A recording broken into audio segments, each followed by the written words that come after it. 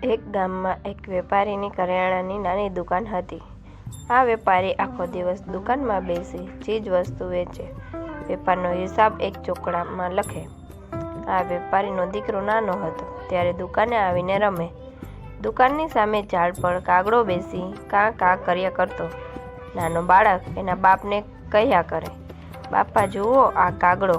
વેપારી ચોપડામાં માથું નાખી કામ કરતો જાય અને દીકરાને જવાબ આપતો જાય, હા બેટા કાગડો. આવું વારંવાર થયું. એમાં વેપારી ભૂલથી ચોપડામાં લખી નાખે, બાપા જુઓ આ કાગડો. હા બેટા કાગડો. વર્ષો પછી વેપારી કરડો થઈ ગયો અને એનો દીકરો યુવાન થઈ ગયો. એટલે દીકરાએ દુકાન સંભાળી. ઘરડો બાપ કોઈ વાર દુકાને આવીને બેસે અને દીકરા સાથે વાત કરવા લાગે.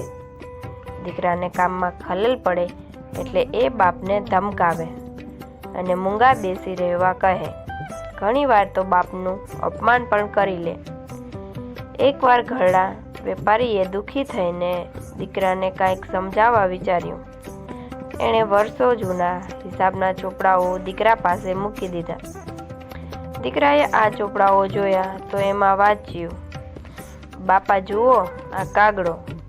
હા બેટા કાગડો. દીકરાને એના બાળપણની વાત યાદ આવી ગઈ કે પોતે સતત રમત કર્યા કરતો અને આવું બોલ્યા કરતો. ત્યારે એના બાપ જરાયે અકળાયા વગર એને જવાબ આપ્યા કરતા. એમાં જ એમનાથી ભૂલમાં આવું લખાઈ ગયું હતું.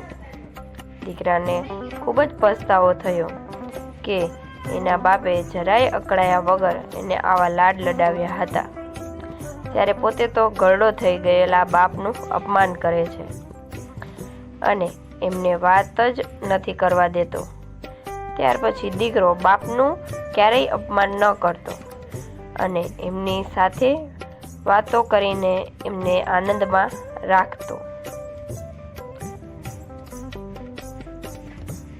મિત્રો, ઘરડા મા બાપનું ક્યારેય અપમાન ન કરવું. એમણે આપણે નાના હતા ત્યારે આપણી બધી જ ધમાલ મસ્તી સહન કરીને આપણને ખુશ રાખ્યા. તો જ્યારે આપણે મોટા થઈ જઈએ અને મા બાપ ઘરડા થઈ જાય ત્યારે એની સાથે પ્રેમથી વાતો કરીને એમને આનંદમાં રાખવા જોઈએ.